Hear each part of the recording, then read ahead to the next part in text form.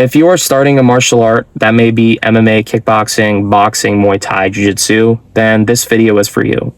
I'm not here to lecture you guys or to tell you guys how to live your life, because trust me, I'm an amateur myself and I have a lot to learn from people way ahead of me.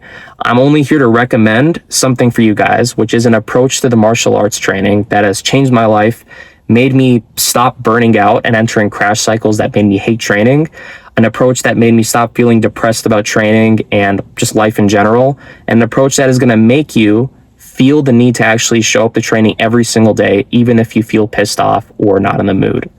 So I'm going to be starting off by talking about driving, because I believe that this is a very irrelevant concept, or seemingly irrelevant concept, but it is very relevant to this topic, and you will understand why in just a little bit.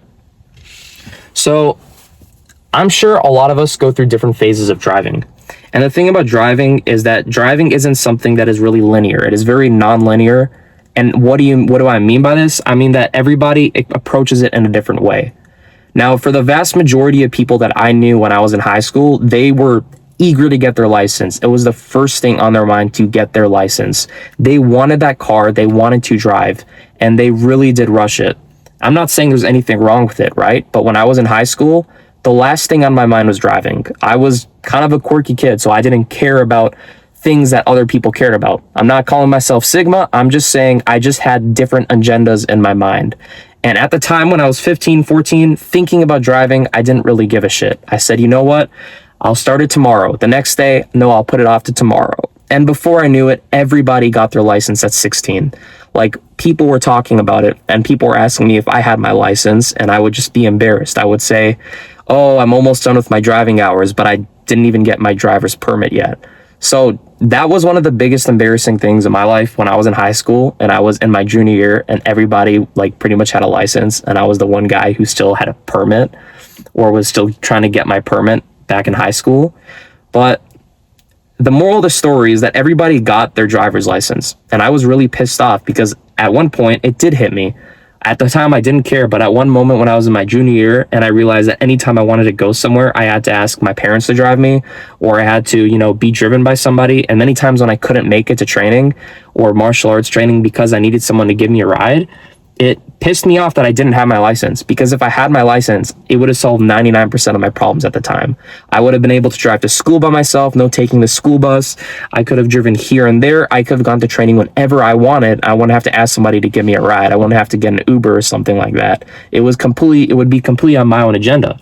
So I got really pissed off that everybody else had their license and I didn't. It really pissed me off. And when I entered my late junior year, I decided that I was going to try and get my license. I said, you know what? Enough is enough. I've had too much waiting. I need my license. And I started my driving hours. I was doing my driving hours consistently. I remember I'd screwed up so much. I would get really nervous going onto the highway for the very first few times in my life. I was getting scared because I didn't want to turn and then almost like get hit by somebody. There were times where I was completely new and, maybe accidentally like cut somebody off on the road when I was just only had my permit.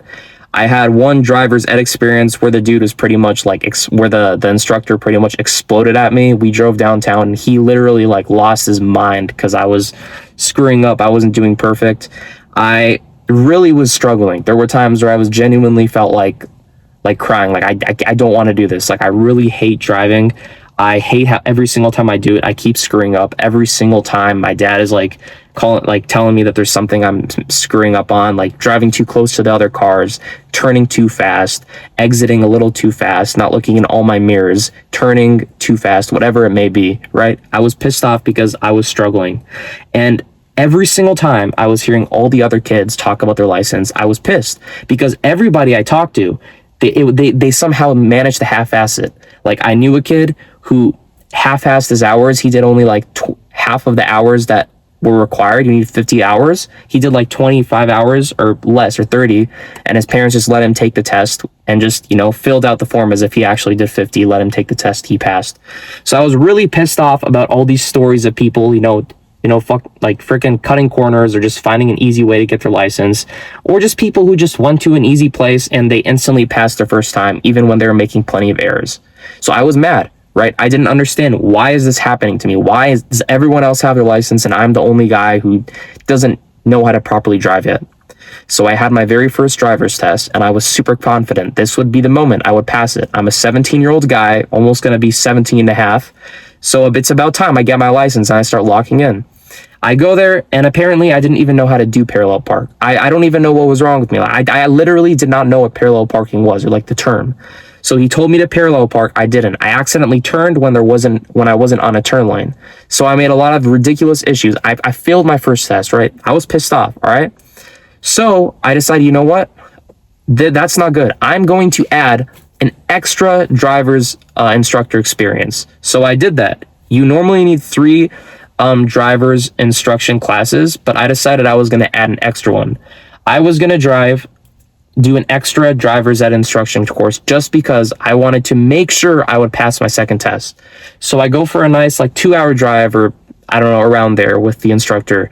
And he was pretty confident. He's like, this could go either way for you. You might pass, you might fail. But I was starting to feel really confident about how I was going to do, right? And the second test came, and I went to this really tough place. And the guy, he failed me. He barely even gave me good enough reason. He just said, I bumped into a cone, and somewhere I didn't turn, I did turn. He wasn't really elaborate. He just kind of failed me.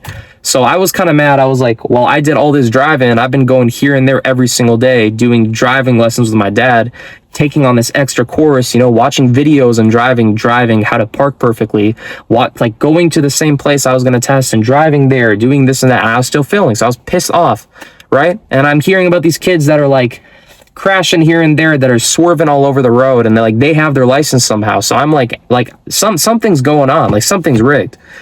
And then I drive more, right?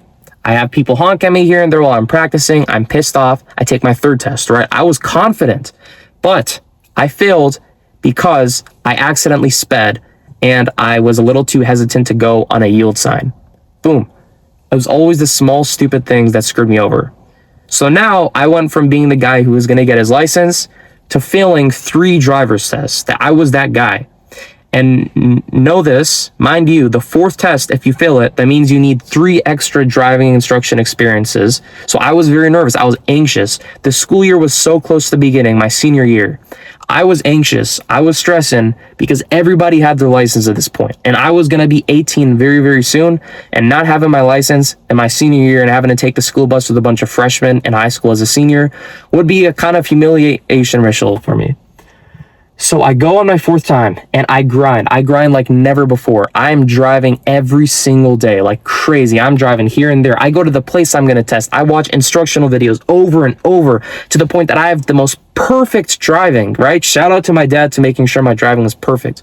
And I go there on the 4th day. On that one day, I go with my mom this time. And lo and behold, I pass. I pass. I was like, holy shit. I did not think I was meant to drive because of how many times I fucked up. And I passed, right? I was like, all right, I get my license. That's cool. And when I got my license, I was happy, right?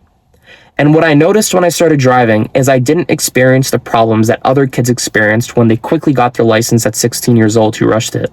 From all the other people I'd heard about in my grade, people would crash on their way to school. They would get ticketed for speeding. They would bump into another car. They get road rage at. They do this and that. Because usually they were screwing up. They were speeding too much. They weren't looking. They were on their phone. They weren't turning right. They still weren't as experienced as they should have been driving, right? But me, because I took the time, because I failed so many times, at the time I didn't realize that everything happens for a reason, but it did happen for a reason. Because if I hadn't failed my driving test 3 times in a row, if I hadn't had that horrible driving instruction session with this instructor who was exploding at me, literally yelling at me, if I didn't have all those times that I was screwing up when I was driving with my dad, I promise you, I probably would have been one of those guys who would have accidentally crashed, who would have accidentally bumped into another car because I wouldn't have been prepared enough. So the reason that I became so good at driving, I'm not calling myself a bro, I'm not glazing myself, but the reason I haven't ever gotten ticketed in my driving life, the reason I've always driven good, the reason I'm always aware and I haven't had any issues driving is because I prepared so much. I eventually stopped caring about, I have to meet this agenda. I have to meet this priority. And now you're here, you listen to my story, hopefully for 9 minutes, and you're wondering, what does driving have to do with the martial arts?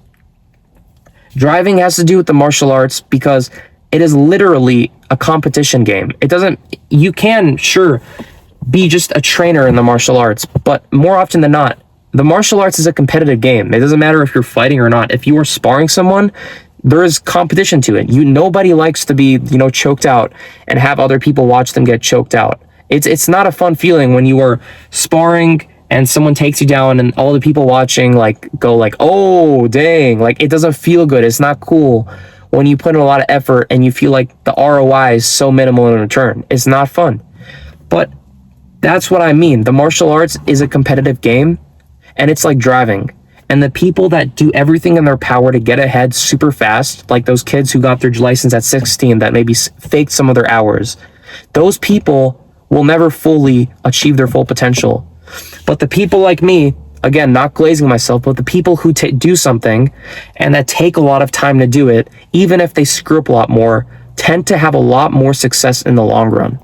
And that's what I believe. I believe that there's a lot of people in this martial arts game that are rushing it way too much.